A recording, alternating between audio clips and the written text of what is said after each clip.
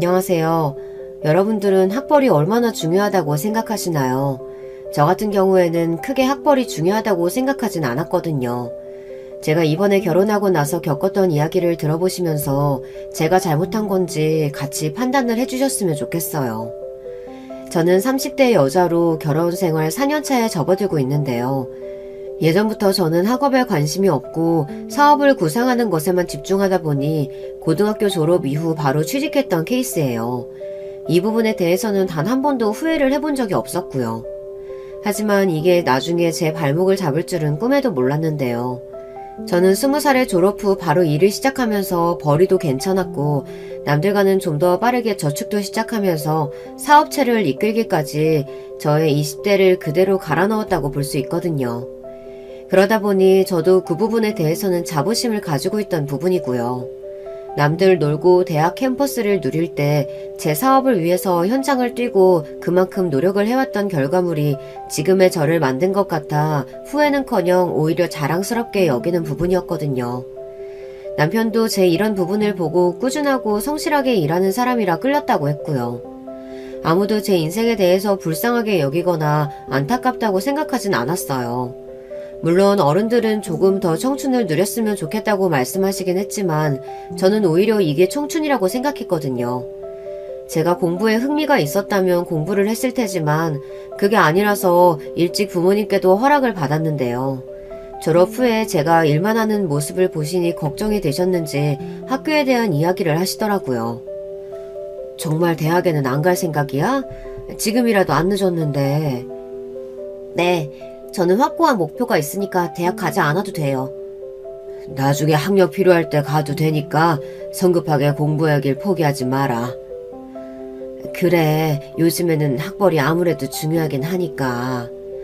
괜찮아요. 제 사업할 건데 이 분야에 있어서 전문가면 되는 거죠 뭐.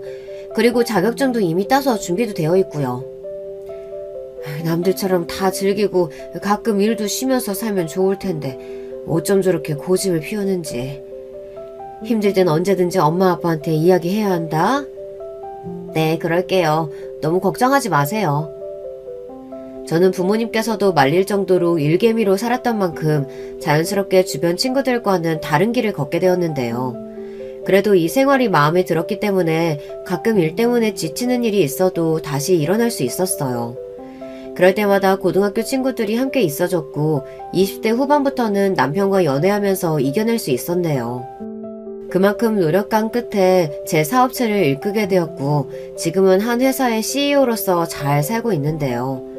저를 안 이꼽게 보는 사람이 생기면서 제 결혼 생활도 순탄하게 흘러가진 않았어요.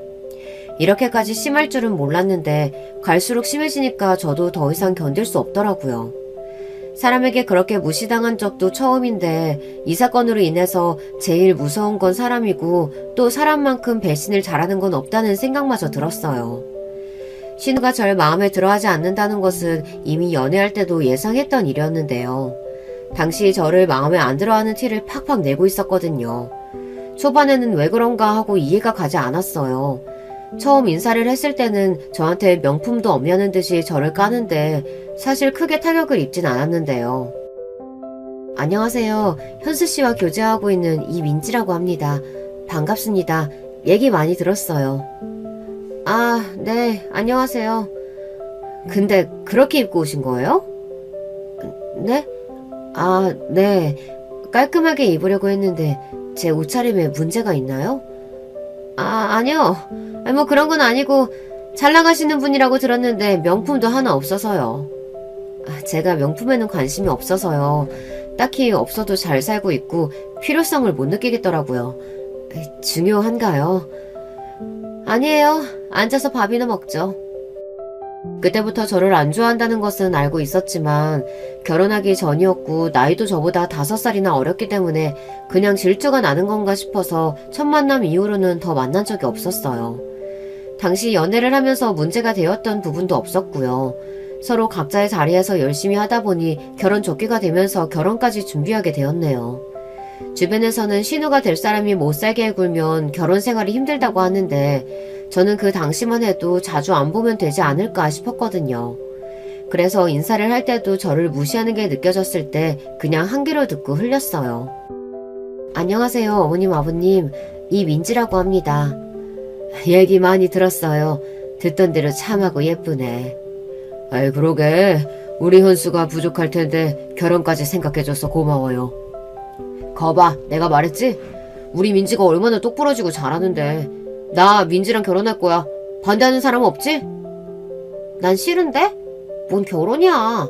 나이도 아직 젊으면서 후회 안 하겠어? 얘, 그게 무슨 말버릇이야. 당장 사과하지 못해? 어머님, 괜찮습니다. 현지씨가 그렇게 생각할 수도 있죠. 뭐래, 내가 결혼하고 싶다는데 왜 너가 난리야. 그리고 너 전부터 민지한테 자꾸 말 이상하게 한다. 내가 뭘, 있는 얘기만 했는데. 현지, 너도 그만하고. 우리는 결혼하는 거 반대할 생각 없다. 두 사람이 좋을 대로 해. 그렇게 시댁에 먼저 허락을 받은 뒤에는 저희 집에 가서 인사도 드렸어요. 남편이 평소에도 저희 부모님께 연락을 드렸던 상황이라 쉽게 허락을 구할 수 있었는데요. 저희는 둘 다 모아둔 돈을 가지고 시작했고 양가 부모님 도움은 받지 않았어요. 본격적으로 결혼 준비를 하기 시작한 뒤로는 신우의 태도가 살짝 달라지긴 했는데요. 그건 바로 저에게 명품백을 가지고 싶다는 듯이 이야기를 하며 바라는 게 있을 때만 그러더라고요. 사실 시댁에 어느 정도 해야 될지 고민을 하고 있었는데 충분히 예단을 준비해서 보내주었어요. 적은 돈이 아니었고 충분히 가족 모두 꾸민비로 사용할 수 있는 돈이었는데요. 그 뒤로 신우에게 연락을 받았는데 어이가 없더라고요. 언니, 이번에 보내준 거 받았는데 솔직히 이 정도면 괜찮은 백 하나 사기도 힘들어요. 평소에 명품 안 사봐서 모르겠지만 이 정도일 줄은 몰랐네요. 아, 그래요? 근데 그 돈은 어머님께 드린 건데 아가씨가 어떻게 그렇게 정확히 아세요? 저는 필요할 때 쓰시라고 드린 거고 결혼할 때 서로 대화해서 정했던 부분이에요. 아니, 저는 꽁돈 들어오니까 이번에 평소 사고 싶었던 거 사려고 했다고요. 아직 결혼을 안 해봐서 모르나 본데 그건 아가씨가 정하는 게 아니고요. 저는 넉넉하게 드렸어요. 어머니도 말씀을 안 하신 걸 신우가 전화해서 이야기하니 기분이 썩 좋진 않더라고요. 이 부분은 남편에게 말을 해야 할 것 같아서 전화를 했는데 미안하다고 하며 동생 교육을 똑바로 시키겠다고 하네요. 이때까지만 해도 참을만 했는데 갈수록 심해지는 것 같아 도저히 참을 수 없었는데요. 결혼하기 전부터 식을 하고 난 이후에도 트집을 잡으면서 절 괴롭히더라고요. 초반에는 나이 차이도 나고 신우가 어리다 보니 셈이 나서 그런 거라고 생각했어요. 하지만 갈수록 도를 지나치게 저를 간섭하고 또 시댁에 가는 일이 있으면 그렇게 저를 깎아내리더라고요. 저만 참으면 될 거라고 생각했지만 저를 무시하는 것은 물론 어머님 앞에서는 그러지 않고 꼭 둘이 있을 때만 저를 깎아내리면서 배운 게 없어서 그렇다는 둥 더 심하게 말하더라고요. 물론 저도 가만히 있었던 것은 아니에요. 저한테 어떻게 그렇게 말할 수 있냐고 이야기하면 본인이 틀린 말을 했냐면서 물어보더라고요. 갈수록 점점 상황이 불편해질 수밖에 없었어요. 남편도 중간에 차단을 잘 해주겠다고 하긴 했지만 둘만 있는 시간 동안에는 남편이 볼 수도 없었기 때문에 이걸 말할 기회도 없더라고요. 괴롭힘은 갈수록 심해졌고 최대한 무시하려고 해도 그게 잘 되지 않아 힘들었어요. 처음에는 제가 뭘 그렇게 잘못했나 싶었는데 주변에 결혼한 친구들에게 물어보니까 원래 시누이들은 다 그렇다면서 제가 이해하는 부분이라고 이야기했어요. 하지만 아무리 생각해도 인격 모독까지 하는 건 아니라는 생각이 들어 한번 뒤집었던 적이 있었는데요. 그건 바로 제 부모님에 대해 이야기를 했을 때였어요. 언니는 그동안 일만 해오면서 학업에 대한 욕심은 없었어요? 저는 목표가 뚜렷이 있었기 때문에 따로 신경 쓰지는 않았어요. 그렇다고 공부를 아예 안 한 건 아니라서 관련된 자격증도 따고 하다 보니까 굳이 대학에 대한 필요성을 못 느꼈을 뿐이죠. 저는 학업도 중요하다고 생각해서 언니처럼은 안 살려고 대학 가려고요. 지금 행복하다고 하시는데 저는 그렇게 안 보이거든요. 어떤 근거로 저한테 그렇게 말씀하시는진 모르겠지만 저는 충분히 행복해요. 부모님도 그렇게 생각하고 계실까요? 예전부터 느끼는 건데 저를 왜 그렇게 싫어하시는 거예요? 부모님 얘기까지 할 필요는 없잖아요. 뭐라 하는 게 아니고 제가 만약에 부모 입장이었으면 아쉬웠을 수도 있겠다 해서 말하는 거죠. 괜히 찔려서 그러시는 거죠? 예전부터 절 그렇게 까내리시는데 듣는 사람 생각 안 해요? 저는 언니 걱정돼서 한 말이었어요. 기분 나빴어요? 왜 나쁘지? 미안해요. 그런 이야기까지 들으니까 저도 모르게 스트레스를 받았던 것 같아요. 남편에게 이야기하니 당장 뒤집어 엎겠다면서 저한테 말리지 말라고 하더라고요. 그때 당시에는 저도 이야기를 해둔 상태였기 때문에 일단은 그냥 두라고 이야기했고, 그 뒤로는 신우를 만나는 시간을 점차 줄여가기 시작했어요. 아무래도 가까이 생활하다 보니까 저희가 만나는 시간이 길었는데요. 점점 제 일도 바빠지고 신우도 대학교를 준비하면서 자연스럽게 멀어지더라고요. 신우가 그동안 한 말을 잊고 살다 보니 저도 너무 예민하게 반응했던 것 같아 신경을 쓰지 않고 있었는데요. 언제나 신우가 좋은 대학에 붙고 나서 더 심해졌어요. 열심히 하더니 누가 들어도 인정할 만한 학교에 들어가게 된 것이었는데요. 사실 정말 들어갈 줄은 몰랐는데 저도 학교 이름을 듣고 깜짝 놀랐어요. 미운 마음은 있었지만 그래도 시댁 식구들을 싫어하고자 하는 마음은 없었기 때문에 진심으로 축하하면서 대학교에 다니면서 가지고 다닐 만한 작은 가방을 준비했는데요. 제 나름대로 명품 가방을 사서 선물해 준다고 주었는데 저한테 코웃음을 치는 거 있죠. 그렇게 열심히 공부하더니 결국은 붙었네. 축하한다 우리 딸. 축하해요 아가씨. 이번에 제가 큰 건 준비 못했지만 대학교 다닐 때 가지고 다니면 좋을 것 같아서 가방 하나 사왔어요. 돈이 어디 있으셔서 이런 걸 사오셨어요? 언니가 드디어 명품 보는 눈이 생겼네요. 근데 크기가 너무 아쉽네. 큰 게 원래 좋은 건데. 뭐 어쨌든 애썼어요. 너는 전부터 언니한테 그게 무슨 말버릇이니? 성인이 됐으면 철을 들어야지. 이번 대학도 사순해서 겨우 들어가 놓고선 얼른 사과하지 못해? 아 엄마 그 얘기가 여기서 왜 나와? 신우와는 이렇게까지 사이가 안 좋을 줄은 몰랐는데 대학에 들어간 이후로는 무시하는 게 더 심해졌어요. 저한테 물어보고 제가 모르면 그럴 줄 알았다며 말하는데 이게 은근히 자존심 상하는 일이더라고요. 이대로 두었다간 제자리를 못 찾을 것 같아 어떻게 할까 싶었는데요. 남편은 이제 대학도 갔고 더 볼 일 없을 테니 너무 마음 쓰지 말라고 했어요. 하지만 그건 결혼 초에도 들었던 이야기였기 때문에 신뢰하기는 어려웠는데요. 남편도 중간에서 잘해주는 것 같아도 둘이 있을 때마다 그러니까 시댁 가는 것도 망설여지게 되었어요. 저도 모르게 자존감이 떨어진다고 해야 할까요? 자신감이 넘치던 저였는데 계속해서 가스라이팅 식으로 당하다 보니 저도 모르게 정말 대학에 안 간 내가 잘못인가 싶더라고요. 제가 이렇게 생각할 게 아니라 신우가 저한테 하는 말이 말도 안 되는 것인데 세상 가스라이팅이 이렇게 무섭다는 걸 느끼게 되었던 것 같아요. 신우의 지속적인 괴롭힘으로 인해서 어떻게 하면 쳐낼 수 있을까 고민을 했어요. 언제까지 저를 무시하면서 살지, 대학에 잘 갔다는 이유만으로 저에게 내세울 게 생겼다고 느끼는 것 같아서 저도 그동안 제가 감춰두었던 금전적인 재력을 과시하려고 했지만 맞지 않는 일인 것 같았어요. 저에게는 신우도 있었지만 도련님도 한 분 계셨는데요. 신우가 제게 그런 말을 할 때마다 중간중간 제어도 해주셨는데 일이 바빠지시면서 오래 못 뵀거든요. 그러다가 결혼하신다고 손 아랫동서가 될 사람을 소개해 주셨어요. 안녕하세요. 얘기 많이 들었어요. 저는 이민지라고 해요. 안녕하세요. 형님 부족하지만 앞으로 잘 부탁드려요. 아니에요. 앞으로 잘 지내봐요. 제가 생각했던 것보다 분위기도 좋았고 결혼한 뒤로는 서방님과 손 아랫동서와 만나면서 친해졌어요. 그러다가 명절에 모이게 되는 일이 있었는데 그때 신우가 동서에게 하는 행동을 보고 나서 충격을 받을 수밖에 없었는데요. 설거지하는 동서를 보더니 깜짝 놀라면서 이런 식으로 이야기를 하더라고요. 어머, 왜 설거지를 하고 계세요? 이런 건 다 민지 언니가 할 거예요. 귀한 손에 물 묻히면 안 되죠. 네? 그래도 형님이 혼자 다 하시기에는 어려우실 것 같아서 빨리 같이 하면 되지 않을까요? 언니가 3년 동안 저희 집 오면서 힘들어한 적 없어요. 설거지거리 별로 없네. 민지 언니 부탁해요. 그게 무슨 소리예요. 집안일은 같이 해야죠. 제가 진지하게 할 얘기가 있어서 그래요. 잘 부탁해요. 제 의견과는 관계없이 동서를 데리고 가는데 미안한 얼굴로 저를 보는 동서를 보니 입장이 더 난처하겠구나 싶어 그냥 그날은 설거지를 했어요. 뒤이어 들어온 시어머니가 왜 혼자 하고 있냐고 물어보신 뒤에나 다시 동서가 돌아오더라고요. 정말 죄송해요 형님. 저는 그냥 끌고 가서 어떻게 해야 할지 몰랐어요. 괜찮아요. 설거지도 별로 없었고 금방 끝났어요. 근데 아가씨는 왜 그렇게 형님을 싫어하는 거예요? 아, 느끼셨구나. 예전부터 그랬어요. 제가 학벌이 안 되거든요. 이유는 그거 하나뿐이에요. 요즘에도 학벌로 사람을 판단하나 봐요. 아가씨는 어디 나왔는데요? 서운대학 나왔어요. 저는 아가씨 학생 때부터 봤는데 지금이랑 다를 게 없어요. 그동안 혼자 힘드셨겠어요.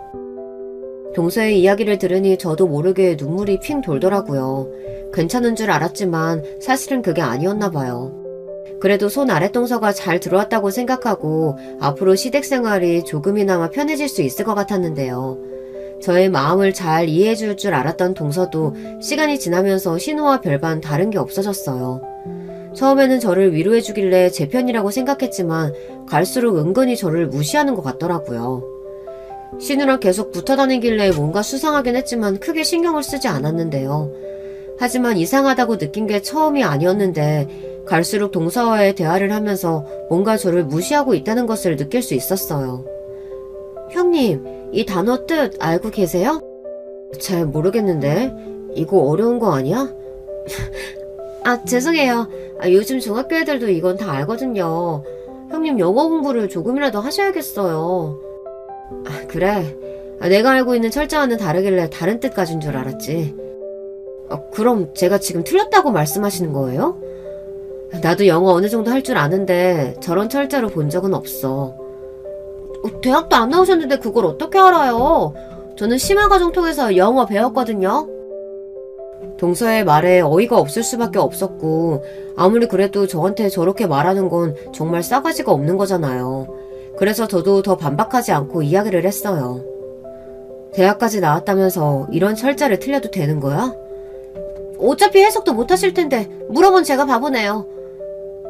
아니 저번에는 나를 위로해주더니 지금 아가씨랑 다를 게 뭐야. 제가 아가씨 얘기 다 들어보니까 고졸에 지금 하고 있는 일도 마땅히 없다면서요. 그럼 얼마나 힘드시겠어요. 저를 조롱하는 듯한 말투 때문에 눈물이 나오는 것을 꼭 참고 다시는 그렇게 이야기하지 말라며 그 자리를 떴어요. 사실 여기까지 보면 계속해서 참은 제가 답답하게 느껴지실 수도 있는데요. 굳이 제가 사업을 한다는 이야기는 하고 싶지 않았어요.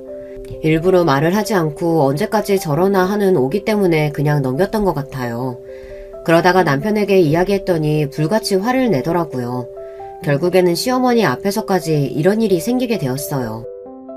동생이라고 계속 봐주니까 세훈이가 네 친구인 줄 알아? 아니 솔직히 내가 뭘 잘못했어. 그냥 물어보고 싶고 물어본 건데. 언니 뭐 기분 나빴어요? 매번 앞에서 그렇게 무시하는데 그럼 기분이 안 나쁘겠어요? 반대로 생각해봐요. 틀린 말 한 것도 아니고 고졸 출신이 우리 집안에 들어왔다는 것 자체가 마음에 안 들어. 그렇다고 해서 인격 모독까지 하면 안 되죠. 거기다가 동서까지 꼬드겨서 둘 다 저를 무시하잖아요. 언니 그거 피해망상이에요. 어떻게 보면 애정이 있으니까 저희도 그런 거죠.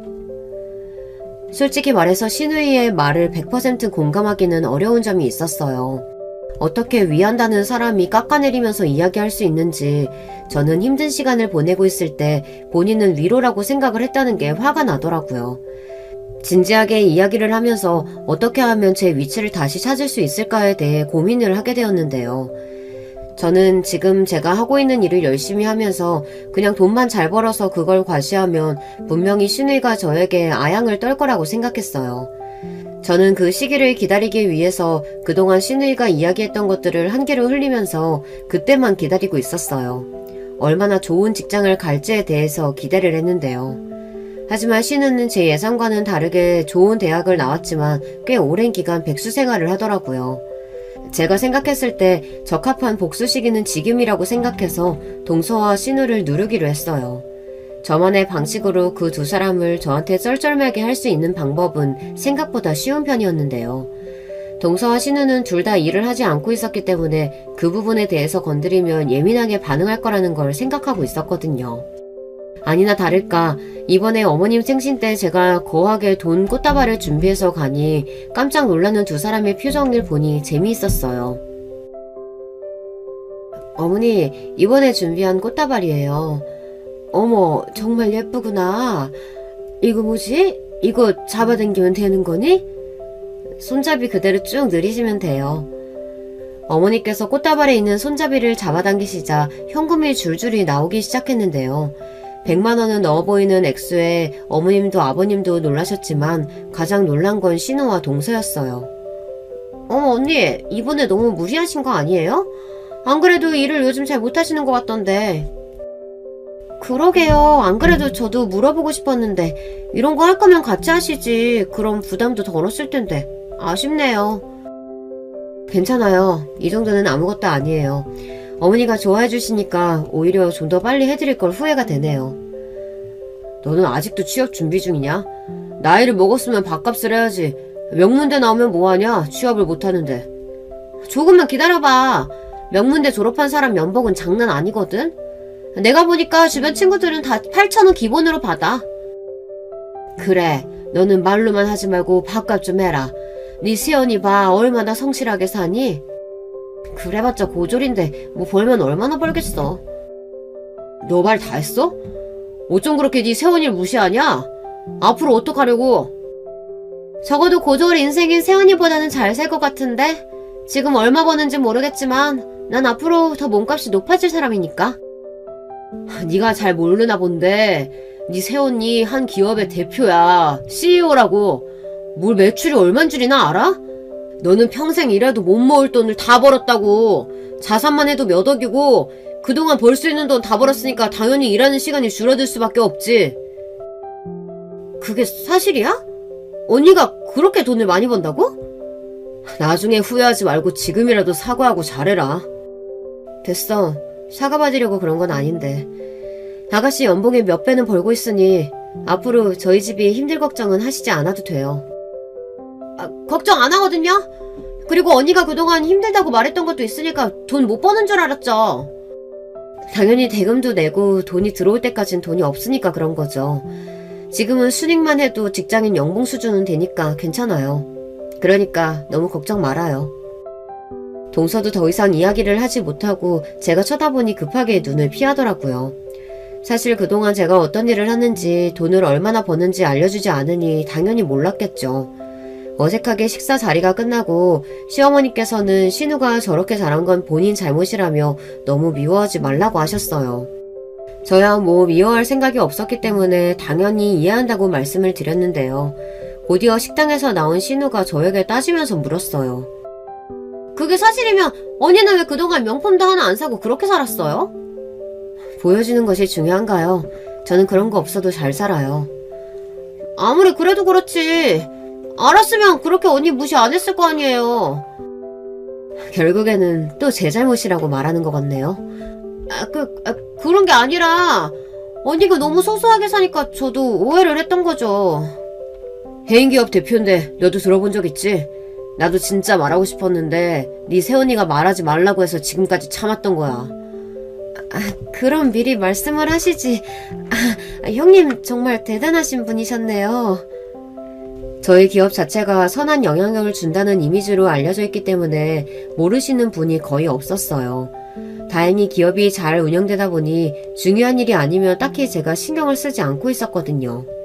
일을 하지 않아도 쌓이는 돈이 있으니 걱정할 일도 없었고요.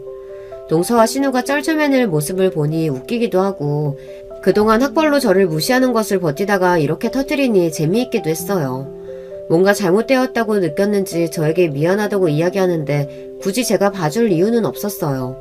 설마 이걸 알게 된 이후 저한테 잘해줄까 싶었는데 제 예상이 딱 맞았더라고요. 언니, 요즘 잘 지내시죠? 다른 건 아니고 요즘 힘드신 건 없나 해서요. 제가 그동안 언니한테 섭섭하게 했던 거 아는데 진짜 죄송해요. 제가 사과할게요. 아가씨, 사과는 받아줄게요. 하지만 지금처럼 더 친해지지도 않고 그냥 기본만 지키면서 살아요. 언니 그러지 마요. 저는 언니랑 더 친해지고 싶어서 그런 거였어요. 말이 되나요? 그렇다고 사람을 인격 모독하고 깎아내리는 건 아니죠. 앞으로 시댁일 위에는 따로 연락 안 했으면 좋겠어요. 칼같이 이야기하니 전화기 너머로 한숨을 쉬는 소리가 들렸어요. 이제 와서 후회를 해봤자 이미 제 마음이 다쳤기 때문에 어떠한 아부든 받아줄 필요가 없었거든요. 그 뒤로는 동서에게 연락이 와서 신우와 똑같이 그동안의 행실에 대해 사과를 하더라고요. 사실 이렇게 사과를 들으니까 더 어이가 없었어요. 학벌뿐만이 아니라 고졸은 돈을 못 번다는 생각으로 그동안 저를 무시한 거잖아요. 그렇게 보니까 저도 사과를 해도 냉정하게 받아들일 수밖에 없었는데요. 사실 더 가까이 지낼 생각도 없었고 무시하는 것만 없으면 따로 문제가 될 게 없었거든요. 하지만 제 생각과는 다르게 끈질기게 저에게 연락을 해오는 동서와 신우 때문에 운동하는 스트레스를 받았어요. 돈 때문에 힘들다는 이야기를 꺼내며 본인이 돈을 벌지 않으니 딸 학원을 늘려주고 싶은데 그것도 잘 되지 않는다면서 저한테 이런 이야기를 하는 걸 들으니까 어이도 없었어요. 사실 이런 문제는 저에게 한 번도 말을 하지 않았던 문제예요. 물어보면 본인들은 얼마나 잘 살고 있는지 과시하면서 저를 무시하기 바빴거든요. 특히 신우는 직장을 다니지 않는데도 불구하고 이번 주 오히려 생활비가 넉넉하다며 이야기를 했던 기억이 나네요. 이제 와서 이야기를 해도 다시 받아줄 생각이 없었기 때문에 남편에게도 분명하게 말해두었어요. 내가 얼마 버는지 알고 난 뒤에도 계속 연락 오는데 난 도와줄 생각 없으니까 자기 선에서 알아서 끝내. 당연하지. 내가 중간에서 잘할게. 신경 쓰지 말고 여보는 할 일 하면서 지금처럼 살면 되는 거야. 그동안 내가 많이 참았던 거 알지? 당연히 알고 있지. 내가 그렇게 말을 해도 듣지 않더니 결국 이렇게 됐네. 여보는 동생이라서 더 마음이 안 좋겠네. 미안해. 괜찮아. 걔가 잘못한 거고 앞으로 여보가 어떤 선택을 하든지 나는 존중해 줄게. 사실 남편이 본인의 동생 편을 들지 않는 것만으로도 저는 마음이 풀릴 수밖에 없었는데요. 평상시에도 신우에게 저 대신 타박을 해주고 동서가 심하게 선을 넘는 날에는 서방님께 이야기를 하는 것을 몇 번 봤었거든요. 이때까지만 해도 든든한 제 편이 있다는 게 좋아서 항상 열심히 일을 하고 두둑하게 용돈을 챙겨주는 등 남편이 회사 때문에 힘들어하는 것을 보고 퇴사까지 하게 해주었어요. 저 혼자 버는 것만으로도 충분히 생활이 가능했고 남편이 집에만 있는 것이 지루하다고 해서 작은 건물 관리를 맡기기 시작했는데요. 제 사업체를 운영하는 곳에 공동으로 관리를 하게 되었는데 성실하던 남편이 번하기까지는 오랜 시간이 걸리지 않았어요. 결혼하고 나서 저한테 항상 다정했던 남편은 게을러지고 집에서 게임을 즐겨하며 제가 시킨 일도 제대로 하지 않더라고요.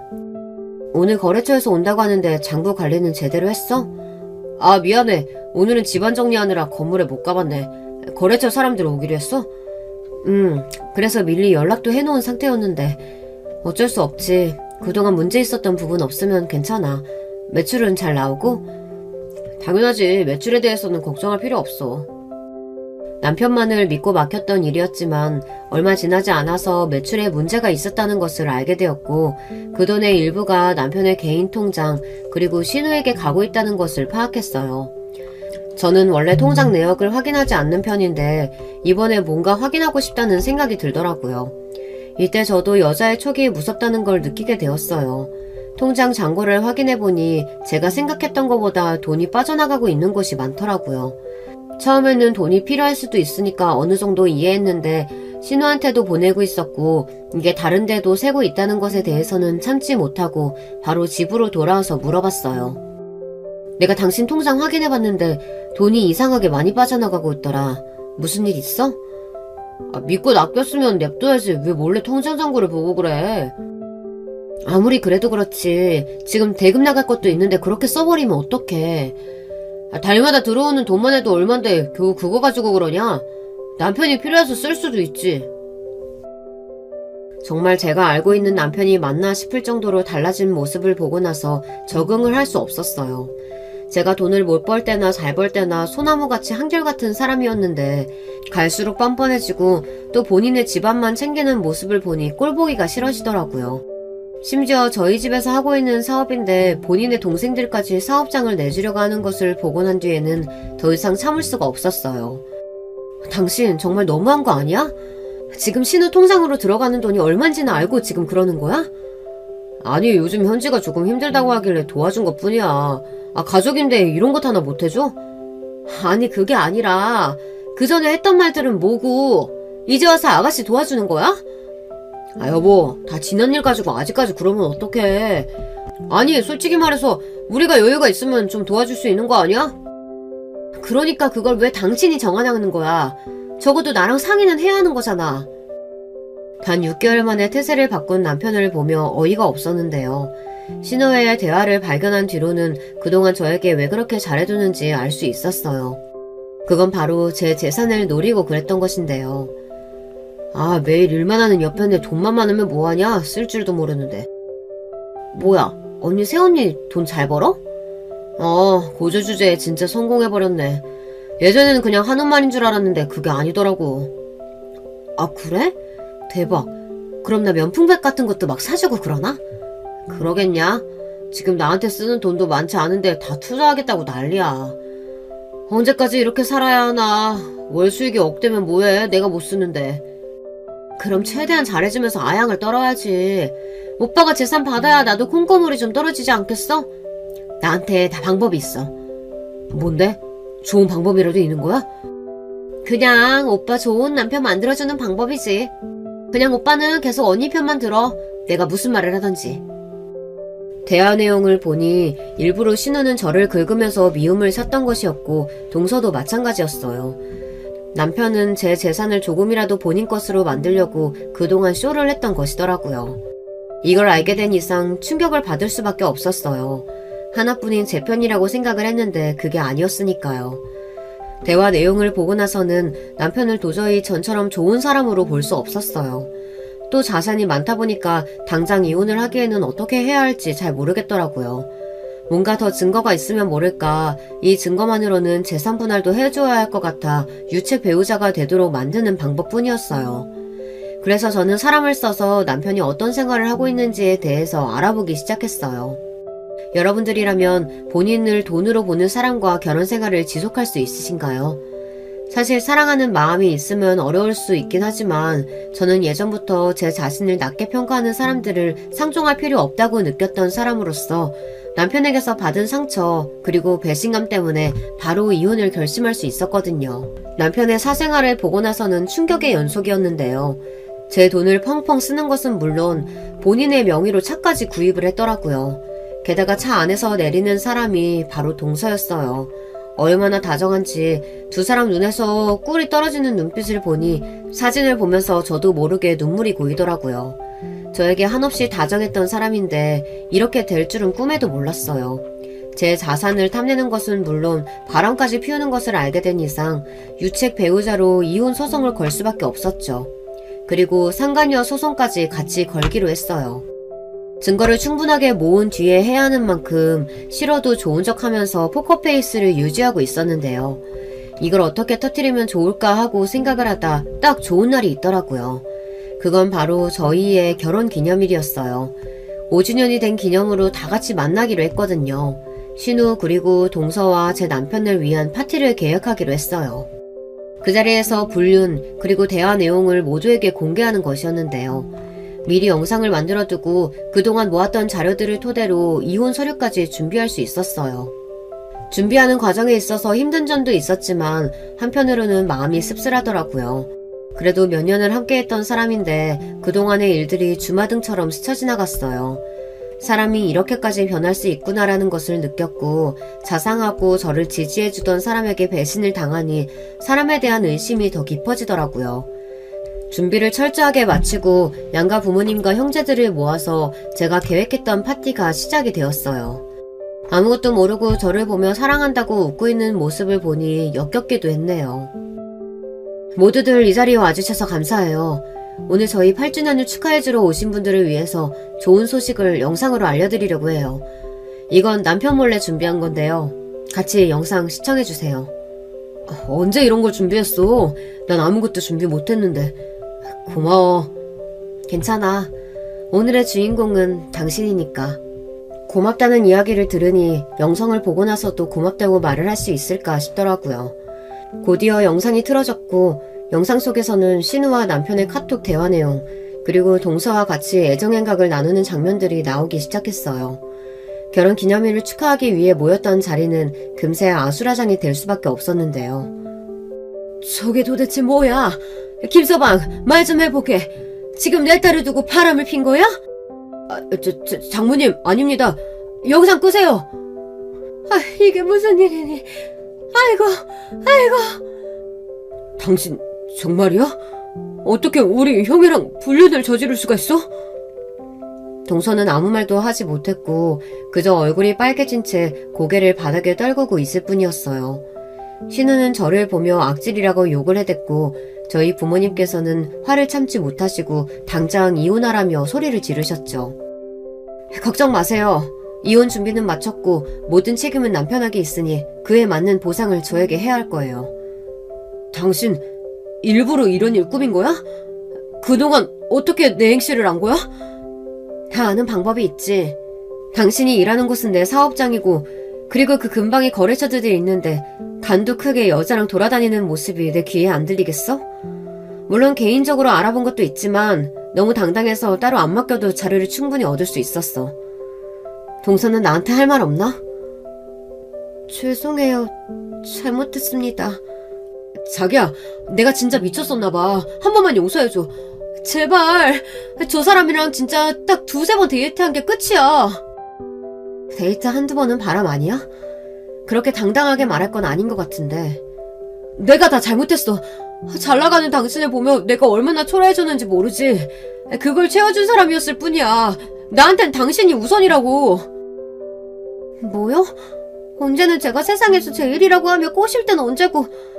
이렇게 된 마당에 뭘 숨기겠어요. 형님, 맞아요. 저희 1년 정도 만났어요.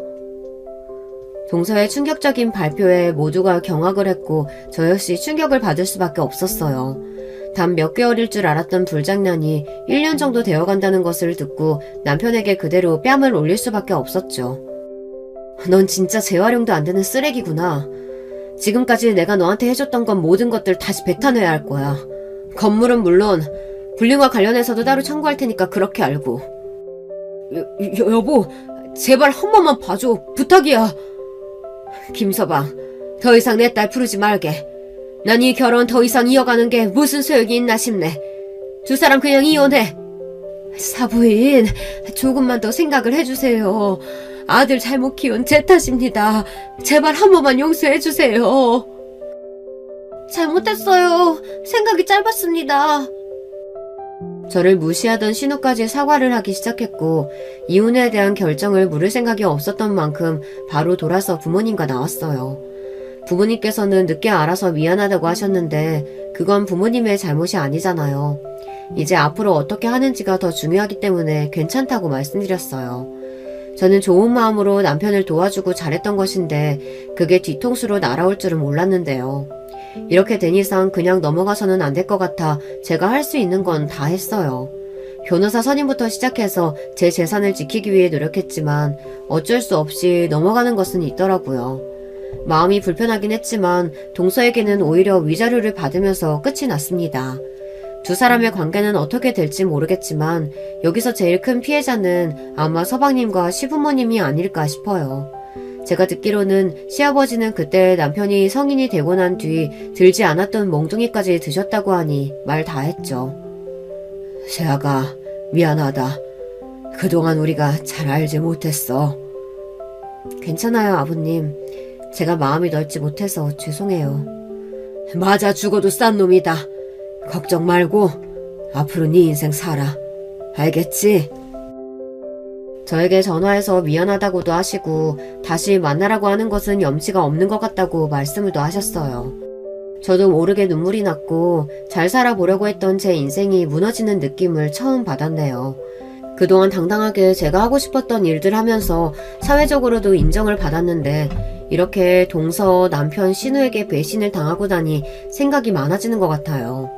스스로 홀로서기를 시작한 지 이제 막 3달째인데 아직도 남편에게는 미안하다는 문자가 오고 있어요. 평소 저에게 하지 못했던 말이라면서 장문으로 편지를 써주기도 하고 신우도 정말 미안하다며 사죄의 문자를 보내더라고요. 나는 당신이랑 다시 붙을 생각 없으니까 더 이상 연락하지 않았으면 좋겠어. 마지막으로 내 이야기 한 번만 들어줘. 그동안 있었던 일 설명할게. 이미 다 끝난 마당에 더 이상 설명하지 않아도 괜찮아. 남편은 다행히 그 연락을 끝으로 더 이상 연락이 오지 않았어요. 그리고 연락이 오지 않는 것 같았던 동서에게도 문자가 왔는데요. 본인은 처음에 호기심으로 시작한 관계가 이렇게 깊어질 줄 몰랐다는 내용이었는데 그동안 저를 무시해서 미안하고 또 이런 상황을 만든 게 본인 탓 같아서 죄스럽다는 이야기였어요. 한 가정을 파탄내놓고 사과만으로 이 상황을 넘기려고 하는 것 같아 마음에 들지 않았지만 저는 더 이상 답장을 하지 않았어요. 내용의 끝을 보니 서방님도 이혼을 하신 것 같더라고요. 본인이 다른 사람의 행복을 앗아갔으면 그에 맞는 결과가 따른다는 것을 이번에 깨닫길 바라는 마음이에요. 저는 이번에 사람이 얼마나 질투심이 많고 다른 사람이 잘 되는 걸 못 참는 게 무엇인지에 대해서 깨닫게 되는 일이기도 했는데요. 저는 제 스스로 잘 되어서 다른 사람에게 베풀면서 살아가고자 했지만 오히려 이것을 악용하는 사람이 있을 줄은 몰랐어요. 그것도 가장 가까운 남편에게서 그렇게 뒤통수를 맞을 줄은 몰랐죠. 처음에는 이혼을 하고 나서 한동안 힘든 시간을 겪기도 했는데요. 점차 회복해 나가기 위해 저만의 시간을 가져보기도 하고 여행도 다녔어요. 그동안 성공을 위해서 달려왔던 저를 위해서 한동안 휴식 시간을 주고 조금씩 맛있는 것도 먹고 하니까 회복이 되더라고요. 간혹 저희 부모님께서 괜찮냐고 물어보시긴 하지만 저에게 조심스러운지 다른 방식으로 접근을 하시기도 했어요. 딸, 이번에 백화점 신상 나왔다는데 가볼래? 그래, 기분 전환 겸 가보자. 어때? 괜찮아요. 저 이번에 해외여행 다녀오려고요. 혼자만의 시간이 필요해서요. 그래, 충분히 시간 가지고 회복하길 바랄게. 그 집 식구들은 더 이상 생각도 하지 마. 앞으로 네가 얼마나 잘 사는지 보여주는 게 가장 좋은 복수야. 괜찮다고 생각했지만 아버지가 하는 말씀에 저도 모르게 눈물이 핑 돌 수밖에 없었는데요. 그래도 남편의 본심을 빨리 알아채고 제가 이루었던 것들을 모두 잃기 전에 끝이 나서 다행이라고 생각해요. 또 좋은 대학을 나왔던 신우는 지금 저희 하청업체에 입사를 지원했다는 소식이 들려왔는데요. 제가 면접관으로 참여하니까 얼굴이 새하얘지더라고요. 어찌나 웃기던지 이제는 분노라기보다는 그 사람들이 한심스럽고 또 한편으로는 어리석다는 생각을 했던 것 같아요. 여러분들은 학벌이 정말 중요하다고 보시나요? 저는 이번에 학벌이 아닌 사람이 어떤 것을 중요시 여기느냐에 따라서 인성이 달라진다는 것을 느낄 수 있었는데요. 겉모습을 보고 판단하는 신우, 그리고 말에 현혹되어 제 남편이랑 바람을 피고 신우와 저를 따돌렸던 동서, 어떻게 보면 방관자이자 가해자였던 남편까지 처음에는 그렇지 않았던 것 같던 사람들이었는데 갈수록 욕망에 눈이 멀어서 결국에는 이런 파국을 맞게 되었네요. 전 남편이랑은 겹치는 사람이 많다 보니 아는 사람들이 많을 수밖에 없는데요. 종종 들려오는 소식으로는 일용직을 하면서 산다고 해요. 그동안 뭐에 빠진 건지 돈도 다 잃고 이곳저곳 돌아다니면서 사는 것 같다니 짠하기도 해요. 하지만 그때로 돌아갈 마음은 없었습니다. 결혼 당시 좋았던 기억들은 거의 없고 나중에는 불륜 그리고 저 몰래 돈을 빼돌렸던 기억만 남으니 잠을 자기도 힘들 정도였거든요. 사람에게서 상처를 받은 마음은 쉽게 치유가 되진 않았어요. 저는 단지 열심히 살아서 행복해지고 싶었던 것 뿐이었는데 결과가 이렇게 되니 씁쓸한 마음도 있었는데요. 하지만 회복하는 시간이 지나고 저를 진정으로 좋아해주는 사람을 다시 만날 수 있었어요. 아직 재혼에 대한 생각까지는 아니지만 오로지 저를 좋아하는 사람을 만난 덕분에 이전보다 행복한 연애 생활을 하고 있는 중이에요. 자산에 대해서 걱정 없이 살 수 있었던 시댁 식구들은 결국 파국을 맞이했고 학벌로 저를 무시했던 신우는 공장에 가서 일을 한다는 이야기를 들었어요. 사람은 인성이 먼저 되어야 한다는 것을 느끼게 되었네요. 단순히 돈을 많이 벌고 적게 벌고를 떠나서 학벌, 외모 등이 좋아도 인격이 되지 않으면 그 사람의 가치는 바닥이 날 수밖에 없는 것 같아요. 신우는 좋은 대학도 나오고 얼굴도 이쁜 편이라서 인기가 정말 많았는데 본인이 말하는 말투, 태도 때문에 주변 사람들이 떠나가는 것 같더라고요. 내면의 아름다움도 필요하고 상대방을 타박하는 삶을 산다면 본인에게 돌아온다는 것을 알았으면 좋겠어요. 저 역시 신우에게 무시받는다는 느낌을 받았고 잘해줬었지만 검은 속내를 가지고 있었던 남편까지 이제는 그 집안에서 벗어나고 보니 제 행복을 멀리서 찾았던 것 같아요. 지금은 저를 생각해주는 지인들과 가족들이 있고 사랑하는 사람도 생기면서 자연스럽게 제 삶을 다시 되찾아가고 있는 중이에요. 여러분, 두 번째 사연 시작하기 전에 좋아요, 구독 꼭 눌러주실 거죠? 그럼 두 번째 사연 바로 시작합니다. 저는 결혼한 지 이제 5년 차에 접어든 30대 후반 여자입니다. 제겐 남편과 사랑으로 노력해서 얻은 예쁜 딸이 하나 있어요. 이번에 눈에 넣어도 아프지 않을 우리 딸의 돌잔치를 하기로 했는데요. 오랜만에 모든 가족이 다 모이기로 해서 기대 반 설렘 반의 마음입니다. 돌잔치 소식을 들은 지인들도 다들 벌써 그만큼이나 시간이 흘렀냐며 덕담을 보내고 있는데 딱 한 사람만 연락이 없네요. 예상은 하고 있었지만 어쩜 그렇게 빗나가지 않을까요? 이런 제 예상을 한치도 빗나가지 않은 사람은 바로 제 형님입니다. 형님과는 이제 다른 사람을 통해서만 소식을 전해 듣는 사이가 되어버렸는데요. 저와 형님 사이가 어쩌다 이렇게 됐는지 한번 이야기해볼까 합니다. 저는 결혼 전까지 교사로 일했습니다. 남편과는 처음에 교육 워크숍에서 우연히 만나게 됐는데 첫인상이 도시 사람치고 너무 순박했어요. 남편을 만나기 전에 저는 항상 나쁜 남자들만 만나서 고생을 많이 했습니다. 그래서 세상에 마음 착하고 좋은 남자는 다 사라졌다고 생각했는데 남편을 만나보니 세상에 이런 사람이 아직 있나 싶어 놀랐었던 게 생각나네요. 그렇게 일 때문에 자꾸 마주치다 보니 어느새 남편에게 관심이 커졌고 저도 모르는 새에 사랑하고 있더라고요. 어느 날 남편과 데이트하던 중 전 이제 이 남자를 내 사람으로 만들어야겠다 싶었어요. 그래서 남편한테 우리 무슨 사이냐고 물었더니 남편의 얼굴이 새빨개지는 거예요. 그리고 한참 있다가 뭐 한다는 말이 우리가 사귀는 사이면 좋겠다고 하는데 그때 남편은 참 귀여웠어요. 그 뒤로 남편과 저는 예쁘게 오랫동안 연애하다가 결혼까지 약속했습니다. 결혼하기로 말이 나오자마자 바로 상견례를 하기로 했는데 이때 어디서 해야 할까 고민이 많았어요. 한참 고민하던 중 남편이 시어머니께서 여기서 하자고 하셨다며 제게 식당 주소 하나를 보내줬어요. 위치를 확인해보니 강남이더군요. 처음엔 조금 놀랐어요. 저는 굳이 말하자면 강북 토박이로 강남은 일 때문에 몇 차례 가볍게 들러본 정도밖에 없었거든요. 그래서 제겐 강남이 꼭 다른 나라처럼 느껴졌습니다. 그때를 생각해보면 이렇게 제대로 한번 강남에 가보는구나 하고 조금 두근거렸던 것 같기도 해요. 근데 상견례 전날 밤 남편에게서 굉장히 곤란한 목소리로 전화가 왔어요. 자기야, 내일 상견례 때 말이야. 우리 형 부부도 같이 갈 것 같은데 괜찮을까? 응? 갑자기? 이전에 그런 말 없었잖아. 혹시 어머님 아버님 대신에 나오신다는 거야? 아니, 그게 아니라 형수님이 꼭 한번 자기를 보고 싶다고 그러셨나 봐. 그래서 어머니가 같이 나오시겠다는데 역시 좀 그렇지? 남편 말에 저는 그 순간, 짧은 순간 정말 많은 고민을 했었던 것 같아요. 보통 상견례에 형제의 배우자가 같이 나오나 싶기도 했고요. 하지만 동시에 이제 가족이 될 사람이 궁금해서 그런 거 아니겠나 하는 생각이 들었어요. 그리고 어차피 결혼하면 제가 윗사람으로 모셔야 할 사람이니 미리 만나서 안면을 트는 것도 좋을 것 같았고요.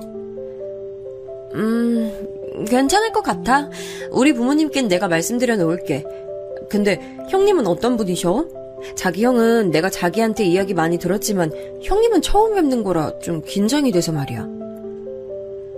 남편에겐 형이 한 분 계셨는데 서로 사이가 좋았어요. 남편이 어릴 때 시부모님 두 분 다 맞벌이를 하셔서 형이랑 단둘이 있을 때가 많았는데 그때마다 형이 자기를 잘 챙겨줬고 그게 지금도 고맙다는 말을 자주 했죠. 보통 형제끼리는 많이 싸우는 걸로 알고 있는데 말이에요. 그래서 남편의 형은 만나기 전부터 좋은 이미지가 있었어요. 그런데 생각해보니 예비 형님 얘기는 잘 못 들은 것 같더라고요. 자기 자신에 대한 자부심이 좀 많이 강하신 분인 것 같기는 해. 그래도 사람 자체는 착하신 것 같아. 여러분은 자부심이 강한 사람이라는 말이 어떻게 느껴지시나요? 저는 남편의 말을 듣는 순간 예비 형님 성격이 보통이 아니겠다는 생각이 들었어요. 다음날 부모님과 함께 상견례 장소에 도착했을 때 제 생각은 확신으로 바뀌었습니다. 처음 뵌 형님에게서 깐깐한 분위기가 팍 느껴지더군요. 인사를 드리니 살짝 웃으며 받아주셨지만 전 그 사이에 저를 위아래로 훑는 눈길을 똑똑히 보고 말았습니다. 저는 긴장된 마음과 밀려오는 어색함으로 잠깐 할 말을 다 잊어버렸어요. 그 사이 저희 엄마가 먼저 말문을 여셨죠. 사부인께서 이 식당을 상견례 장소로 하자고 하셨다 들었어요. 식당이 너무 세련되고 예쁘네요. 음식도 정말 맛있을 것 같고요. 말씀 참 고맙습니다. 근데 솔직히 말씀드리면 여긴 우리 첫째 며느리가 골라서 예약해준 곳이에요. 첫째 며느리가 상견례 장소는 꼭 여기로 해야 한다고 해서 말이에요. 시어머니 말씀에 그제야 형님이 표정을 풀고 활짝 웃으시더군요. 여기가 강남에서 상견례 장소로 가장 유명한 곳이어서요. 새 식구 맞이하는 자리인데 아무 곳에서나 할 순 없죠. 그때야 저는 시어머니가 아닌 형님께서 상견례 장소를 고르신 걸 알게 됐습니다. 남편을 슬쩍 보니 남편도 그때 안 눈치였고요. 저는 그 자리에서 약간의 눈치로 시부모님과 형님이 굉장히 돈독한 사이라는 걸 알게 됐습니다. 시부모님이 형님께 가지는 신뢰나 마음이 꽤 두터워 보이기도 했고요. 그래서 전 저도 모르게 형님에게 잘 보여야 한다는 생각이 들어 더 긴장했어요. 하지만 첫인상과 다르게 형님은 매우 부드럽고 상냥하셨습니다. 우리 집 사람 되는 걸 환영해요. 내가 동서를 얼마나 만나보고 싶었는지 몰라요. 우리 한번 잘 지내봐요.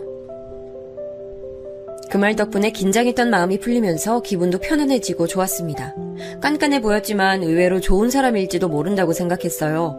그런데 신혼집에 대해 말할 때부터 형님 표정이 약간 이상했습니다. 무언가 불만스러운 상태랄까요? 게다가 혼수랑 예단 이야기 때는 몇 번이나 무슨 말을 하시려다가 그만두셔서 참 많이 신경 쓰였어요. 하지만 별다른 말 없이 상견례는 끝났고 이후 남편과 저는 열심히 결혼 준비를 하기 시작했습니다. 그런데 며칠 뒤 모르는 번호로 전화가 온 거예요. 받아보니 형님이었습니다. 유미씨, 혹시 오늘 시간 돼요? 그럼 나랑 좀 만나요. 형님께서 저에게 단둘이 만나자고 연락이 온 거예요. 솔직히 단둘이 만나는 게 어색했지만 먼저 저를 챙겨주시려고 부르시는 건가 싶어서 알겠다고 했습니다. 전화를 끊자마자 형님에게서 어떤 주소가 하나 오더군요.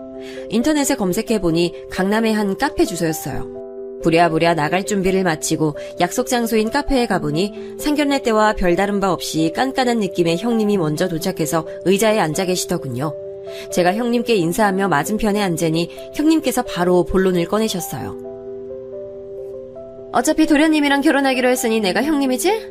그럼 편하게 말 놓고 그냥 동서라고 부를게. 오늘 부른 건 다른 게 아니라 혼수랑 예단 때문인데 동서 예단은 어디서 할 생각이야? 설마 정말로 상견례 때 말한 곳에서 해올 건 아니지? 그리고 혼수도 내가 상견례 때 동서 얘기 듣고 얼마나 놀랐는지 몰라. 너무 가성비만 따지는 게 아닌가 싶어 말이야. 그래서 내가 오늘 조언 좀 해주려고 여기로 불렀어. 나랑 오늘 강남에서 혼수 맞추기에 딱 좋은 곳이랑 예단 볼 곳 쭉 돌자. 알겠지? 난데없이 이게 무슨 말인지 모르겠더라고요.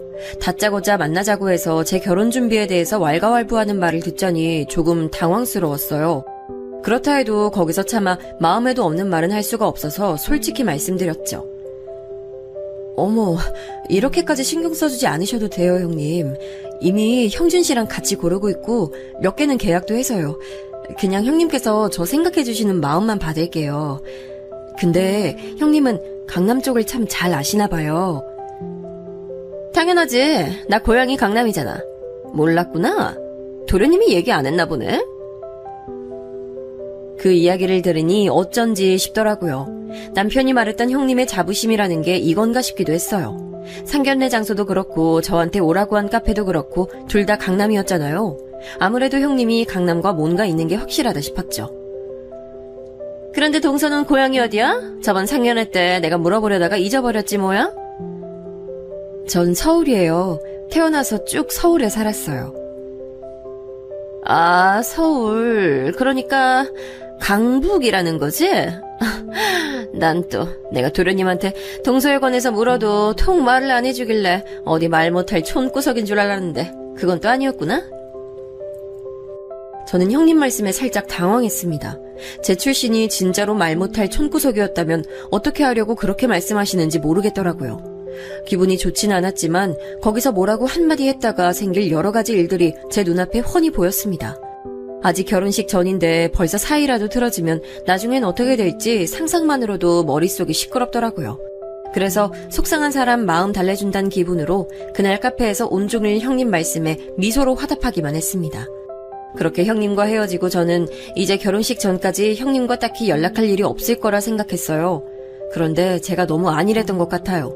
이후 형님은 더 자주 연락하시고 엄청나게 간섭을 하시기 시작했어요. 제가 지금 남편이랑 결혼하는 것인지 아니면 형님이랑 결혼하는 것인지 모를 정도로요. 그리고 그때마다 꼭 나오는 말은 강남에서는 이렇게 안 한다는 말이었어요. 한 번은 정말 마음에 드는 예식장을 발견해서 남편과 빠르게 상의하고 계약을 마쳤어요. 그런데 어떻게 아신 것인지 형님이 제게 전화를 하셨더라고요. 동서, 이런 예식장은 강남에서는 예식장으로 쳐주지도 않아. 지금이라도 얼른 다른 곳 알아보고 바꿔. 한 번밖에 없는 결혼식인데 여기보다 더 예쁘고 좋은 곳에서 해야 하지 않겠어? 그 말을 듣는데 기분이 마냥 좋지 않았습니다. 그래서 저도 형님께 한마디 했습니다. 혼수랑 예단 때도 잘 거절했으니까 예식장 이야기도 잘 거절해보자란 마음에서요. 형님이 저 신경 써주시는 마음 잘 알지만 저희 결혼식 예산엔 이 예식장이 딱 맞아서요. 그리고 형준 씨도 여기가 마음에 든다고 하고 저도 여기가 마음에 들어요. 그래도 이런 예식장에서 결혼하면 하객들이 와서 축하가 아니라 오히려 욕하고 가. 딱 한 번뿐인 결혼식인데 어떻게 이런 데서 할 생각을 해? 내가 예식장 사진 봤는데 크기도 생각보다 작고 식장 장식도 별로야. 강남에서는 제일 끝낮은 예식장이어도 여기보다 몇 배는 더 좋아. 이렇게 말끝마다 강남 이야기를 하면서 비교하는데 점점 짜증이 나더라고요. 고향에 대한 자부심이 넘치는 건 좋지만 그걸 다른 사람에게까지 강요하면 안 되는 거 아닌가요? 물론 저는 다시 형님께 그래도 바꾸는 건 안 될 것 같다고 말씀드리면서 어떻게든 예식장에 관해서도 잘 거절했습니다. 그렇게 우여곡절 끝에 저는 남편과 결혼식을 올렸어요. 형님은 결혼식 당일에도 이런 데서 하는 게 본인 마음이 아프다는 둥 자꾸 투덜거리셨죠. 오죽 투덜거렸으면 축하해주러 온 친구들이 저분은 누구신데 저런 말을 하냐면서 저를 걱정할 정도였어요. 제가 우리 형님이라고 말하며 어떻게든 두둔하려고 했는데 너무 많이 말해서 입이 아플 지경이었죠. 이후 신혼여행까지 잘 다녀오고 저와 남편은 같이 마련한 신혼집에서 생활을 시작했습니다. 신혼집은 시댁에서도 친정에서도 적당한 거리에 있었던 터라 번갈아 가면서 자주 뵙기 좋은 위치에 있었어요. 근데 문제는 형님 댁이었습니다. 형님 댁은 저희 신혼집에서 좀 멀리 떨어져서 자주 찾아뵙기 부담스러웠어요. 그런데 자꾸만 형님이 저보고 자기네 집에 놀러오라고 그렇게 연락을 하시는 겁니다. 물론 형님이 아무 이유 없이 놀러오라는 건 아니었습니다. 제가 갈 때마다 형님은 같이 먹으려고 준비했다며 맛있는 음식을 내주시거나 인기 있는 카페에 절 데려가서 같이 바람을 쐬거나 했었죠. 근데 점점 이 모든 게 제 기분을 자꾸 안 좋게 만드는 겁니다. 시간이 지날수록 형님이 은근히 저와 제 부모님을 무시하는 말을 하시기 시작하셨거든요. 동서는 이런 거 안 먹어봤지? 이게 강남에서 진짜 유명한 음식점에서 파는 거야. 너무 맛있지 않아? 동서도 이제 이렇게 고급진 거 먹고 살아야지. 언제까지 맨날 강북 음식점만 돌아다닐 거야. 내가 주소 찍어줄 테니까 다음에 동서 부모님 모시고 꼭 한번 가봐. 근데 갑자기 고급스러운 음식 들어가면 속이 놀란다던데. 소화제라도 챙겨가셔야 하는 거 아닌지 몰라. 같이 무슨 음식을 먹을 때마다 저런 말을 하시니 속이 부대껴서 먹기가 싫어지더군요. 때로는 저를 본인 집으로 불러놓고 철진한 옷들을 죄다 꺼내서 보여주셨는데요. 제 앞에서 패션쇼라도 하듯이 옷을 몇 번이나 갈아입고 어떠냐고 묻고는 결국 마지막에 하는 말이 다 강남 백화점에서 산 옷들이라며 자랑에 자랑을 늘어놓으시는 거예요. 이거 내가 다 강남 백화점에서 산 옷들인데 동서 줄 테니까 입고 다녀. 동서 입는 옷들 볼 때마다 내가 꼭 옷 좀 사줘야지 싶었어. 근데 동서, 저번에 우리 만났을 때 입은 옷 어디 거야? 솔직히 말해봐. 그냥 인터넷 쇼핑몰 같은 데서 대충 산 거지? 이제 동서 나이면 품위 있는 옷을 입어야지 아무거나 입는 거 보기 안 좋아. 물론 동서 몸이 막 태가 나는 건 아닌데 그래도 그런 옷들 몇 개보다 강남 백화점 옷 하나가 100번 낫지. 그러시면서 제 의견은 전혀 상관없이 막무가내로 자기가 입던 옷들을 막 싸주는 겁니다.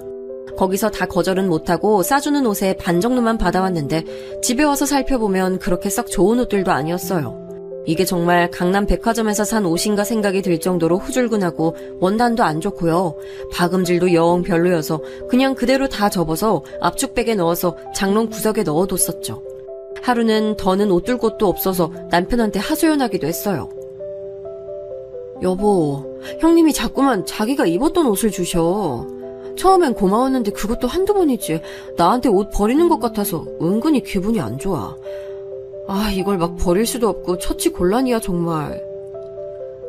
좋은 게 좋은 거지 뭐. 형수님이 자기 생각해서 준다는 거잖아. 그리고 공짜로 옷 생기는 거라 생각하면 괜찮지 않아? 난 누가 공짜로 옷 주면 좋을 것 같은데. 남편은 워낙에 무던한 스타일이라 화도 잘 안 내고 사람들이랑 싸우지도 않아요. 그래서 스트레스도 잘 안 받는 성격이었죠. 그런데 허허 웃으면서 저한테 그렇게 말하니 속이 너무 답답한 거 있죠. 영 제 마음을 이해 못하는 것 같아서 속이 복받친 저는 그동안 형님이 제게 했던 말들을 남편한테 하나씩 말했습니다. 그리고 그때 있었던 일 중 속상했었던 일도 이야기했죠. 매번 강남 이야기를 얼마나 하시는데, 그리고 내가 모시고 가는 곳은 다 강북이라고 눈치도 엄청나게 주셔.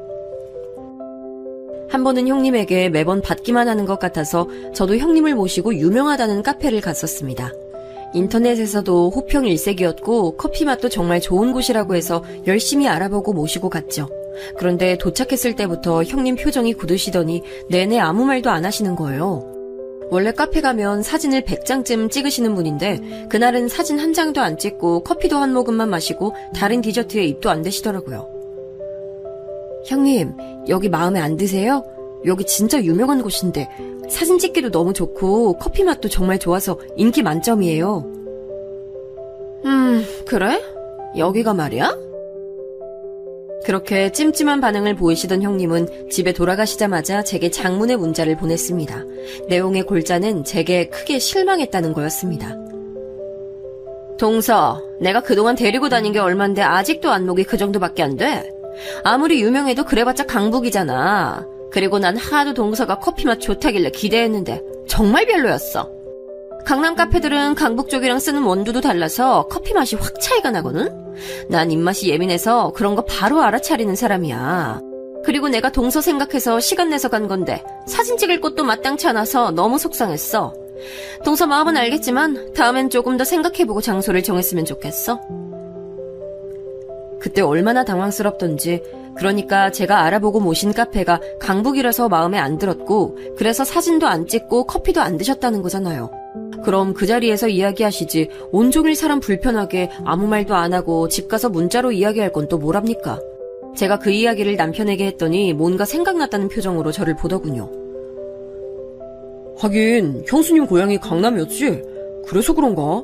우리 부모님한테도 그런 이야기 꽤 한 것 같긴 해. 근데 부모님은 별말 없으시던데? 형수님이 그렇게 말하셔도 악의는 없어서 아마 한 귀로 듣고 흘리시는 게 아닐까? 자기도 형수님이 너무 그러면 그냥 듣고 잊어버려. 그리고 형수님한테 또 연락 와서 자기 불러내면 이번엔 내 핑계라도 대면서 나가지 마. 알겠지? 남편 말을 듣고 생각해보니 시부모님은 형님에 대해서 좋은 감정만 있으신 것 같았어요. 그래도 남편이 그렇게 말해주니 아주 조금이나마 마음이 풀리더군요. 그날부터 저는 형님이 하는 말들은 한 귀로 듣고 한 귀로 흘리기 시작했어요. 가끔 남편과 약속이 있어서 못 간다고 핑계도 대면서 말이에요. 제가 만남을 줄이기 시작하니까 형님도 연락해오는 횟수가 줄었어요. 그렇게 모든 게 잠잠해지는가 싶던 차에 갑작스러운 소식을 들었어요. 어느 오후에 시어머니께 연락이 와서 남편이 퇴근하면 꼭 같이 시댁으로 오라고 하시더라고요. 그래서 남편에게 말하고 퇴근 시간에 맞춰서 시댁에 갔더니 시부모님과 함께 형님 부부가 계셨어요. 근데 형님이 굉장히 심각한 표정이신 거예요. 어머님, 아버님, 저희 왔어요. 형님 잘 지내셨어요? 근데 형님 왜 이렇게 표정이 안 좋으세요? 무슨 일이라도 있으세요? 그래, 둘째네 왔니? 오느라 수고했다. 이제 다 왔으니 얘 얼른 말 좀 해봐라. 도대체 중대하게 말할 게 있다는 게 뭐야? 형님이 하실 말씀이 뭔진 모르겠지만 아마 저희가 와야 말씀드리겠다고 했던 것 같았어요. 시어머니 말씀에 형님은 말없이 가방에서 상자 여러 개를 꺼내서 하나씩 돌리더라고요. 저는 받자마자 이게 뭔가 싶어서 열어봤는데 글쎄 그 안에 임신 테스트기가 있는 거예요. 두 줄이 선명하게 떠있는 임신 테스트기를 보고 저는 직감적으로 형님이 임신하셨다는 걸 알았어요. 어머, 형님, 설마 임신하신 거예요? 아이, 너무 잘 됐네요. 축하드려요. 제가 소리치니까 그제야 옆에 계시던 시어머니도 깜짝 놀라시면서 이게 그 말이냐고 형님에게 막 물으시더라고요. 이거 정말 사실이냐, 애미야? 네, 저 임신했어요. 어머님, 아버님 많이 놀라셨어요? 동서도 깜짝 놀랐지?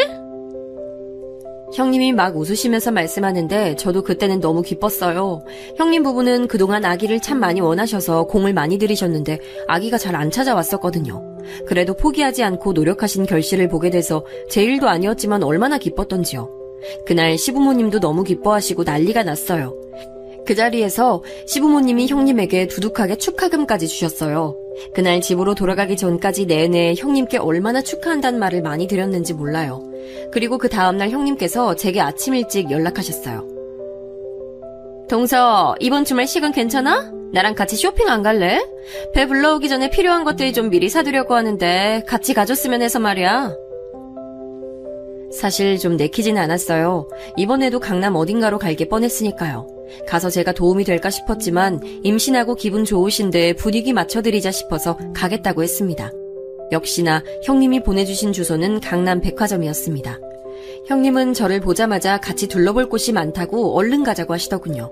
그렇게 아기용품들을 둘러보는데 형님이 문득 생각났다며 저에게 핸드폰 화면을 보여주시는 거예요. 동서 이거 봐봐. 이거 저번에 내가 임신 테스트기 서프라이즈한 거 영상 올린 건데 반응이 정말 너무 좋았어. 하트랑 댓글 수 좀 봐봐. 형님이 보여주신 화면을 보고 저는 깜짝 놀랐어요. 아니, 이전에 형님이 임신 테스트기로 시부모님이랑 우리 모두를 놀라게 했던 날 있잖아요. 그때 가족들이 놀라는 모습을 영상으로 찍으셨더라고요. 전혀 몰랐던 일이라 당황스러운 마음으로 보고 있는데 제가 놀라서 소리 지르는 걸 아주 화면 가득 당겨서 찍으신 거 있죠? 솔직히 좀 부담스럽고 불쾌했어요. 그날을 영상으로 남기고 싶으셨던 마음은 이해하지만 말도 없이 찍으신 게 좀 그랬어요. 그래서 조심스럽게 형님께 말씀드렸죠. 형님, 이런 건 언제 찍으셨어요? 전혀 몰랐네요. 근데 저 얼굴이 너무 크게 나와서 부담스러운데 지워주시면 안 돼요? 이런 건 우리 식구만 알면 되잖아요. 그랬더니 형님은 제가 뭘 모른다는 식으로 말씀하시더라고요. 동서는 참 뭘 모른다. 요즘 다 이렇게 해. 내 강남 친구들도 임신한 거 알았을 때 다 이렇게 해서 올리고 그랬어. 그리고 다들 축하한다고 너무 보기 좋다고 해주는데 뭐가 그렇게 문제야. 그리고 조금만 확대했는데도 이렇게 나온 걸 나보고 어떻게 하려고 그래. 아무리 봐도 형님이 크게 확대해서 찍으신 것 같은데 한사코 자기는 확대를 아주 조금만 했다고 하더라고요. 그래도 제가 저에게 말도 없이 이렇게 올리시는 게 좀 불편하다고 조심스럽게 말하니 결국엔 알았다고 내리겠다고 하시긴 했어요. 근데 안도하는 것도 잠시 갑자기 형님이 말투를 은근슬쩍 바꿔서는 제게 말씀하시는 게 아니겠어요? 그럼 동서, 내가 영상 내려주는 대신에 태어날 조카한테 아기용품 하나 선물해줘라. 그래줄 수 있지? 저는 그냥 옆에서 형님이랑 이야기하면서 같이 돌아다니고 구경만 하면 될 줄 알았는데 이야기가 이렇게 될 줄 누가 알았겠어요. 그래도 태어날 첫 조카에게 선물 하나는 해줄 생각이었기에 그렇게 하겠다고 했습니다. 제 대답이 끝나기 무섭게 형님은 봐둔 게 있다면서 저를 끌고 어딘가로 향하셨어요. 거기는 유모차 매장이었는데 딱 봐도 명품 중에서 명품 같은 고급스러운 유모차들이 세워져 있더라고요. 그냥 쓱 둘러보기만 해도 비싸 보이는 유모차들이라 설마 이 유모차를 사달라는 건 아니겠지 싶었죠. 동서, 이 유모차 봐봐. 엄청 좋아 보이지 않아? 이게 외국 명품인데 없어서 못 판대. 내가 여기 오기 전에 매장에 전화까지 해서 물어봤어. 지금 예약하면 출산할 때 딱 받을 수 있대. 동서, 첫 조카한테 이 정도는 해줄 수 있지? 저는 형님이 고르신 유모차 가격을 확인하고 속으로 깜짝 놀랐어요. 아니, 유모차 가격이 200만 원이 넘더라고요. 정말 큰맘 먹어도 100만 원까지 생각했는데 그거의 2배 가격을 보니 선뜻 그러겠다 말이 안 나왔습니다. 그래서 저는 남편이랑 상의를 해봐야 할 것 같다고 형님께 말씀드리고 집에 돌아왔습니다. 그날 밤 전 남편에게 형님이 말한 유모차에 관해 얘기했어요. 하지만 남편도 많이 부담스러워해서 저와 남편은 형님이 말한 모델은 아니지만 같은 브랜드의 조금 더 저렴한 유모차를 사드리기로 했습니다. 그 유모차도 사람들이 밤새 줄 서면서까지 사간다는 유명한 유모차였거든요. 하지만 형님은 제 말을 듣고 굉장히 불쾌해하셨습니다. 동서, 너무한다 정말. 첫 조카인데 그 정도도 못해줘?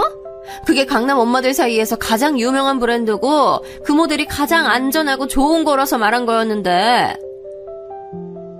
근데 그 말을 들으니까 딱 드는 생각이 있었어요. 형님 말씀은 결국 그게 강남 사람들이 많이 쓰는 유모차여서 그렇다는 거잖아요. 형님, 저희 형편이 그렇게 여유있진 않아요. 그리고 저랑 남편이 선물해드리겠다고 한 그 유모차도 그 브랜드에서 굉장히 유명하고 좋은 제품이에요. 한번 검색해보세요. 하지만 제가 그렇게 설명해도 형님은 막무가내셨습니다. 지금 내가 나만 위해서 그걸로 사달라고 한 것 같아? 내가 쓰고 동서 아이 가졌을 때 물려주면 서로 좋은 건데 그런 생각을 못해? 아, 됐어. 그냥 아무것도 해주지 마. 결국 형님은 기분이 완전히 상하셨고 그날부터 약간 사이가 틀어졌어요. 남편이 아주버님께 유모차 대신 현금을 드리면서 형님께 말 좀 잘해달라고 했지만 딱히 상황이 나아지진 않았어요. 제가 어떻게 연락을 드려도 답도 없으시니 저도 다른 방법이 없더군요. 그렇게 시간이 지나서 드디어 조카가 태어났습니다. 조카를 보러 갔을 때 출산 전 있었던 일 때문에 형님에게 문전박대 당하면 어떻게 하나 걱정했어요. 하지만 강남 유명 제과점에서 주문 제작한 케이크를 들고 갔더니 기분이 풀리셨던지 반겨주시더라고요. 그래서 이제 좀 상황이 나아지려나 싶었는데 또다시 생각지도 못한 일이 생겼습니다. 날짜를 따져보니 조카의 100일이 가까워지고 있던 때였네요. 동서, 내가 우리 예성이 임신했을 때나 출산 때 별거 없었으니까 이번 100일 땐 기대해도 되지? 그때 돈도 드렸는데 형님은 제가 아무것도 안 한 것처럼 말씀하시더라고요. 기분이 영 좋지 않았지만 무엇을 원하시냐 여쭤보니 자기가 조만간 목록을 보낼 테니 거기서 해달라고 하시더군요. 살펴보니 거의 다 강남에 있는 가게에서만 구할 수 있는 것들이었습니다. 강남은 뭐든 다 비싸더군요. 그래도 이왕 선물하는 거 형님이 좋아하는 걸로 맞춰드리기 위해서 그중에서 가장 가격이 괜찮은 식기 세트를 구매했습니다. 조카 100일 축하는 크게는 못하고 식구끼리 작게 모여서 하게 됐습니다. 식구들끼리 모였을 때 저는 형님께 제가 준비한 선물을 건네드렸어요. 하지만 형님은 제가 준비한 선물을 받자마자 얼굴을 팍 구기셨습니다. 동서, 설마 이것만 준비한 건 아니지? 아니, 내가 보낸 목록에 이거 말고 다른 것들도 많았는데. 이러시면서 마음에 안 든다는 티를 팍팍 내시더라고요. 솔직히 제가 아무거나 막 사간 것도 아니고 보내주신 목록에서 산 건데 그걸 그렇게 말씀하시니까 너무 기분이 안 좋았어요. 항상 좋게 넘어가자 생각했지만 그날은 저도 좋지 않은 기분을 숨길 수가 없었어요. 제 표정이 안 좋아지자 남편이 수습하려 그랬던 건지 형님에게 말했습니다. 아이, 형수님, 이 사람이 좋은 마음으로 준비한 건데 그냥 좋게 봐주세요. 그래, 여보. 이 식기 세트 여보가 갖고 싶어 했던 거긴 하잖아. 좋은 날인데 기분 풀어. 아주버님이 형님을 달래시는데 그 와중에 시어머니께서 한마디 하셔서 속이 박박 긁히는 기분이었습니다. 이거 하나만 사온 거야? 이후에 손님 대접할 일도 많을 텐데 이왕이면 2개쯤 사오지 그랬어. 하나 골라 사오랬다고 이거 하나 딸랑 들고 오는 것도 모양새가 보기 좋진 않네. 괜찮아요, 어머니. 동서가 다 좋은데 이런 부분이 조금 아쉬운 거 몰랐던 것도 아니고요. 그래도 이 정도로 아쉬운 줄 몰랐네요. 아무래도 제가 더 잘 가르쳐야 할지도 모르겠어요. 사람을 앞에 두고 이렇게 말하는 법이 어딨나요? 게다가 전 형님이 갖고 싶어 하시던 걸 선물로 드렸는데 도리어 욕만 들은 거잖아요. 그래도 조카는 잘못이 없으니 성심성의껏 축하하며 그날 일은 그렇게 일단락됐습니다. 그 후에 저는 의도적으로 형님의 연락을 피했습니다. 그놈의 강남 소리도 이젠 듣기 싫었고 자꾸만 선 넘는 형님의 발언도 듣고 싶지 않았어요. 그런데 그때 100일 이후 형님께서 시부모님께 제 흉을 본 건지 시부모님께 안부 전화를 드리면 두 분 다 자꾸 이런 말씀을 하시는 거예요. 자고로 아랫사람이 윗사람을 잘 모셔야 집안이 조용한 법이야. 그러니 언제 어디서든 형님을 어른으로서 공경하고 잘 모셔야 한다. 이것만으로도 화가 나는데 그 후 형님께서 제가 100일 축한 날 센스가 없었고 사람 마음을 신경 쓸 줄 모른다고 타박하는 문자를 보내신 거예요. 시부모님을 방패 삼아 사람을 괴롭히는데 제가 어떡하겠어요? 시부모님은 형님을 아끼시니 저는 거기에 딱히 별다른 말 없이 죄송하다는 말만 보내고 말았습니다. 제 사과를 받은 이후 형님은 만족하신 건지 달리 더 연락하지 않으셨죠. 그렇게 분한 마음에 소갈이하면서 살다 보니 어른들 사이야 어떻든 시간은 흐르고 조카는 하루가 다르게 쑥쑥 크더군요. 정말 눈 깜짝할 새에 조카의 돌이 다가와 있었어요. 그래서인지 뜸하던 형님의 연락이 다시 스멀스멀 잦아지더군요. 100일은 어쩔 수 없이 작게 했지만 돌잔치 때는 여러 가지 제약이 많이 풀려 아주 크게 할 수 있었어요. 형님은 초대장도 줄 겸 식사 대접하고 싶으니 남편이랑 자기 집으로 와달라고 하시더군요. 저는 형님의 연락을 받자마자 이번엔 또 얼마나 사람 속 뒤집히는 이야기를 하실지 생각이 들었어요. 그래서 마음의 준비를 단단히 하고 갔습니다. 형님 집에 도착해 신변잡기식의 이야기를 좀 나누고 있으니 자연스럽게 형님이 돌잔치 초대장을 주셔서 받았습니다. 아주 예쁘고 고급지게 잘 뽑으셨더라고요. 금박도 들어가 있는 초대장을 유심히 보고 있으니 형님께서 말씀하셨어요. 이번에 우리 예성이 돌잔치는 강남 호텔에서 하려고 해. 여기 예약하는 게 하늘의 별 따기보다 더 어려웠다니까. 사진 한번 볼래? 형님이 보여주신 사진 외 호텔은 정말 멋지긴 하더군요. 게다가 서비스도 좋아 보여서 저는 참 멋있다고 얼마 정도 맞장구를 쳤죠. 그랬더니 형님께서 은근한 표정으로 말을 꺼내는 겁니다. 진짜 멋있지. 그래서 말인데 이번에 우리 예성이 돌잔치 올 때 이 호텔 급에 맞게 준비해서 와줬으면 좋겠어. 이번에 내 강남 친구들이랑 지인들도 다 불러서 하객 수준이 좀 많이 높거든. 내 말 무슨 말인지 알지? 호텔 급에 맞게 준비해서 오라니요. 사실 저희가 어련히 알아서 할 일인데 형님께서 그렇게 눈치를 주니 또 속이 상하는 겁니다. 하지만 그렇게 말하는 형님 앞에서 대뜸 뭐라고 할 수도 없고 그냥 알겠다고 대화를 마무리해버렸어요. 그날 식사하는데 생각만 가득해서 음식이 입으로 들어가는지 코로 들어가는지 모를 정도였습니다. 그렇다고 첫 조카 돌잔치를 안 갈 수도 없고 이래저래 마음이 많이 심란했어요. 자기야, 예성이 돌잔치 말이야. 도대체 얼마나 준비를 해서 가야 하는 건지 모르겠어. 내가 아무리 열심히 준비해도 형님 마음엔 안 될 것 같은데. 그래도 우리 집 첫 조카인데 어쩔 수 없지. 형수님이 조금 유난이신 것 같아도 너무 기쁘고 좋은 마음이어서 그런 걸로 생각하자. 남편 말을 듣고 보니 어렵게 얻은 아이의 첫돌이니까 기쁘고 축하하고 싶은 마음이 얼마나 클지 어느 정도 형님의 마음에 공감은 가더라고요. 그래서 형님께 들었던 말 때문에 상한 마음을 고쳐먹으려고 했습니다. 그러나 저는 곧 마음을 바꾸고자 했던 과거의 제 자신을 참 어리석다고 생각하게 됐습니다. 그것도 바로 조카의 돌잔치에서 말이죠. 그날 저는 형님의 당부대로 호텔급에 맞게 준비를 해서 돌잔치 장소에 도착했습니다. 찾아보니 돌잔치 하객 의상을 대여해주는 곳이 있더라고요. 그래서 그날 남편에게는 비싼 양복을 입히고 저는 팔자에도 없던 드레스를 빌려 입고 작은 명품 손가방까지 빌려서 단단히 준비하고 호텔로 갔습니다. 근데 호텔 앞에 차를 대고 내리는 순간 제 이름을 부르며 소리치는 목소리가 들렸어요. 동서! 미쳤어? 지금 여길 2차 타고 온 거야? 내가 제발 수준 좀 맞춰달라고 했지? 그런데 소나타를 끌고 오면 어떡해? 제게 소리친 건 다름 아닌 형님이었어요. 형님은 미쳤냐는 말을 연발하면서 제게 달려오시더군요. 저는 형님에게 와줘서 고맙다는 따뜻한 말은 못했더라도 욕은 안 먹을 거라 생각했었어요. 그런데 오자마자 형님의 꾸중을 들으니 너무 얼떨떨하면서도 그동안 참았던 분이 욱하고 올라오더군요.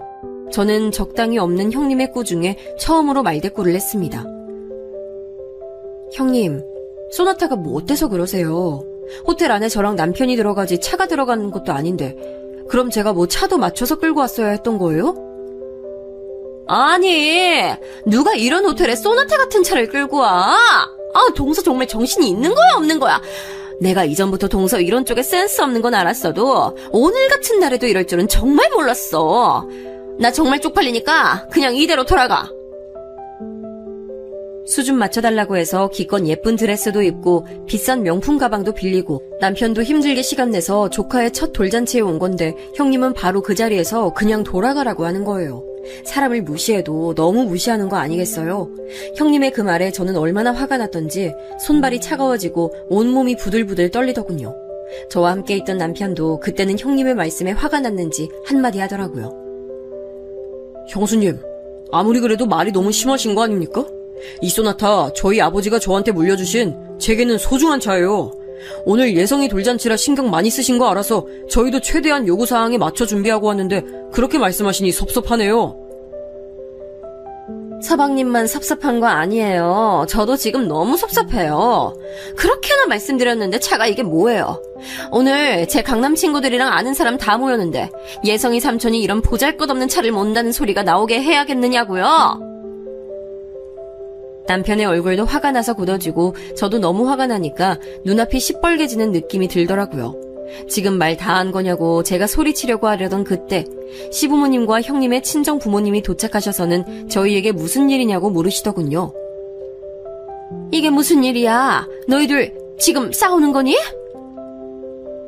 아무것도 아니에요. 어머니, 전 안에서 아직 준비할 게 남아서 먼저 들어가 볼 테니까 천천히 들어오세요. 두 집안 어른들 앞에서까지 큰 소리를 내진 못하시겠던지 형님은 화난 표정으로 입술을 앙다물고 그냥 휙 가버리시더군요. 어찌나 어처구니가 없던지 화를 내야 할 사람은 저랑 남편이었는데 말이죠. 아무튼 저는 거기서 시부모님께 형님이 방금까지 하셨던 말을 다 말씀드렸습니다. 저나 남편을 욕하는 일은 도저히 참을 수가 없어서 말이에요. 그랬더니 이야기를 전부 들으신 어른들께서는 하나같이 표정이 굳어지거나 어두워지셨습니다. 그 중에서도 시아버지가 가장 어두워지셨죠. 이전에 남편이 말하길 소나타는 시아버지께서 아끼면서 타시던 차라 본인도 애착이 강하다고 했었거든요. 아무튼 입구에서 내내 서 있을 순 없었던지라 시아버지께서 상황을 정리하셨습니다. 네, 무슨 말인지는 알겠다. 그래도 오늘은 좋은 날이지 않니? 이왕 이렇게 식구들 모였는데 오늘 하루만 조금 더 참고 넘어갔으면 좋겠구나. 시아버지께서 하신 말씀을 들으니 마음이 더 안 좋더군요. 저보다 더 기분이 안 좋으실 텐데 하는 생각도 들었습니다. 시부모님이 형님과 조금 더 돈독하시긴 했지만 그래도 항상 제게 형님과 똑같이 잘 대해주시려고 노력하시는 편이었거든요. 그게 정말 감사했는데 이런 좋은 날에 형님이 시부모님의 마음마저 상하게 하시니 도저히 그냥 넘어갈 수 없었습니다. 전 독한 마음을 품고 돌잔치 시작 시간에 맞춰 호텔로 들어갔습니다. 내부는 외부보다 더 휘황찬란하더군요. 제가 남편과 지정된 자리에 앉으니 형님이 절 한번 째려보시더라고요. 저도 꿀릴 게 없어서 똑같이 째려봐주고 그 다음부터는 형님의 시선을 무시했습니다. 돌잔치는 순조롭게 진행됐어요. 모든 차례가 다 지나고 돌잔치 퀴즈 이벤트 차례가 왔을 때 저는 문득 거기서 뭐라도 하나 타가야 속이 시원하겠다고 생각이 들더라고요. 그래서 다시 없을 정도로 열성적으로 참여했죠. 덕분에 딱 퀴즈 하나를 맞춰서 경품을 받았습니다. 그런데 공교롭게도 받은 경품이 차량용 방향제인 거예요. 그때 전 그 순간이 마치 운명처럼 느껴졌습니다. 지금 이 순간이 아니면 형님의 저 오만한 콧대를 콱 눌러줄 기회가 없을 것 같더군요. 조용히 받을 마음이 없어진 저는 사회자가 경품을 받으러 나오라고 하자 당당하게 앞으로 나가 방향제를 받고 사회자에게 마이크를 달라고 했습니다. 사회자는 어리둥절해하면서도 제게 마이크를 넘기더라고요. 저는 웃는 낯으로 말했습니다. 어머, 이렇게 좋은 경품을 제가 받게 될 줄 몰랐어요. 근데 이게 우리 차에 어울릴지 잘 모르겠네요. 우리 차가 소나타여서 말이에요. 그러면서 슬쩍 형님 쪽을 바라보니 형님의 표정이 싸나워지는 게 보였습니다. 하지만 저는 아랑곳하지 않고 계속해서 말했죠. 제가 오늘 우리 차 조카 돌 축하해주러 올 때 소나타를 타고 왔더니 형님께서 그러시더라고요. 소나타가 쪽팔리시다고요. 시아버님이 아끼고 아끼시다가 물려주신 거라 아주 잘 타고 다니는 차였는데 말이에요. 여러분, 소나타 타면 쪽팔린 거예요? 저는 아닌 것 같은데 아까는 형님께서 글쎄 그냥 그대로 돌아가라고 하시더라고요. 그래도 그렇게 돌아갔으면 이런 비싼 방향제도 못 받을 뻔했지 뭐예요. 이 비싼 방향제도 형님께서 늘 수준 높다고 말씀하시는 강남 어디 가게에서 준비하신 거겠죠? 소나타 타고 왔다고 돌아가란 소리를 들었지만 그래도 역시 안 가길 잘했네요. 이왕 이렇게 받았으니 잘 쓸게요, 형님. 제가 최대한 얄밉게 말을 마치자 형님은 야! 소리를 지르시면서 벌떡 일어나시더군요. 그 큰 소리에 조카는 울음을 터뜨렸고요. 저는 픽 웃어버리곤 사회자에게 마이크를 넘겨줬어요. 사회자는 마이크를 받고는 무슨 상황인지 몰라 어버버하더라고요. 하객들은 형님을 보면서 웅성거리고요. 저는 그대로 남편에게 걸어가서 일어나라고 했습니다. 자기야, 일어나. 나 여기 더 있으면 속 터질 것 같으니까 얼른 집 돌아가자. 어머님, 아버님, 죄송하지만 저희 먼저 일어나 보겠습니다. 전 거기서 시부모님이 뭐라 한 소리 하실 줄 알았는데 의외로 순순히 가보라고 하시더군요. 그래서 저는 남편이랑 그대로 나와서 차를 타고 돌아가 버렸습니다. 바로 형님에게 전화가 왔지만 받지 않았고 핸드폰도 꺼버렸어요. 그리고 돌잔치 때문에 빼입은 옷이 아까워서 바로 집에 안 가고 남편과 같이 근처 레스토랑에서 근사하게 한 끼 잘 먹고 집에 돌아갔습니다. 그리고 느긋한 마음으로 집으로 돌아가 옷 갈아입고 있는데 갑자기 쾅쾅 하면서 누가 현관문을 두드리는 거예요. 남편이 누구냐고 문을 여니 형님이 미친 사람처럼 남편을 밀치고 들어오더군요. 뒤에서는 아주버님이 형님을 잡고 말리려고 하고 있고 또 빼꼼히 보니 시부모님의 형님의 친정 부모님까지 다 오셨더라고요. 형님이 한성격하는 건 알고 있었지만 이렇게까지 사람들까지 다 데리고 올 줄은 몰랐었습니다. 제가 놀란 표정으로 사람들을 보니 형님이 제게 소리치시는 거예요. 야, 너 미쳤어? 내가 어떻게 준비한 돌잔치인데 감히 네가 내 아들 돌잔치를 망쳐? 너 때문에 지금 무슨 난리가 났는 줄 알아? 네가 그렇게 개소리 짓거린 게 지금 영상으로 내 지인들 사이에 돌고 있다고. 넌 진짜 오늘 내가 가만 안 둬! 그렇게 말이 끝나는 순간 형님이 저한테 달려드셨고 제 머리채를 잡으시는 거예요. 불시에 공격당해서 놀랐지만 저도 가만히 당하고 있진 않았습니다. 그동안 형님한테 쌓인 게 적지 않았거든요. 그리고 저도 이판사판이라 생각했습니다. 그래서 저도 형님 머리채를 잡고 사정없이 흔들고 확 밀쳐버리면서 소리쳤습니다. 가만 안 두시면 어쩌실 건데요? 그럼 내 가족 무시당하는데 거기서 바보 천치처럼 가만히 있어야겠어요? 형님이야말로 뭐 얼마나 대단하시다고 맨날 강남 타령하시면서 저 무시하세요? 막말로 형님 고향이 강남이라 해도 지금은 강북에 사시면서. 제가 그동안 쌓인 걸 속 시원히 쏟아냈더니 형님은 더 화가 나셨는지 얼굴을 일그러뜨리고는 저한테 소리를 지르시면서 다시 달려드셨어요. 달려든 형님의 힘을 못 이기고 제가 뒤로 넘어지자 가까이 있던 아주버님과 시아버지가 달려오셔서 형님을 제게서 떼어내셨습니다. 아무리 화가 난다고 해도 그렇지 이게 무슨 되먹지 못한 짓이야. 그리고 내 둘째 며느리한테 이야기 다 들었다. 고작 차 하나 가지고 사람 무시하고 얕보고. 첫째 네가 그런 아이인 줄은 꿈에도 몰랐다. 아주 실망이야. 아버님이 뭘 하신다고 그런 말을 하세요? 첫 조카 돌잔치에 끝맞춰 와달라는 게 그렇게 잘못이에요? 어떻게 다들 저한테 이럴 수가 있어요? 내가 동서한테 그동안 어떻게 해줬는데? 형님은 울면서 소리치시다가 몇 번 더 제게 달려들려고 악을 쓰셨어요. 하지만 아주버님과 남편이 말리는 바람에 더 이상 움직이지 못하셨죠. 아주버님과 남편에게 막힌 형님께선 분을 못 이겨 그 자리에 주저앉아서 바닥을 치면서 우시더군요. 아주버님은 형님이 예민해서 그렇다고 저희에게 사과하고 형님을 일으켜 세워서 데리고 나가셨습니다. 남편은 제가 형님께 맞은 상처를 살펴보면서 속이 상했는지 고소한 애 만에 소리를 쳤습니다. 그랬더니 형님 친정 부모님께서도 맞고소한다 어쩐다 하시면서 언성을 높이시더라고요. 여러분들은 제가 잘못했다고 생각하시나요?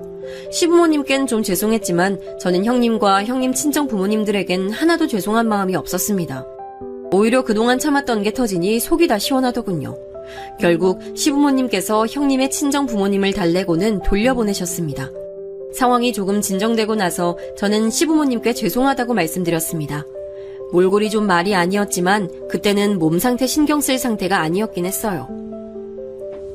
어머님, 아버님, 좋은 날 이런 모습 보여드려서 죄송해요.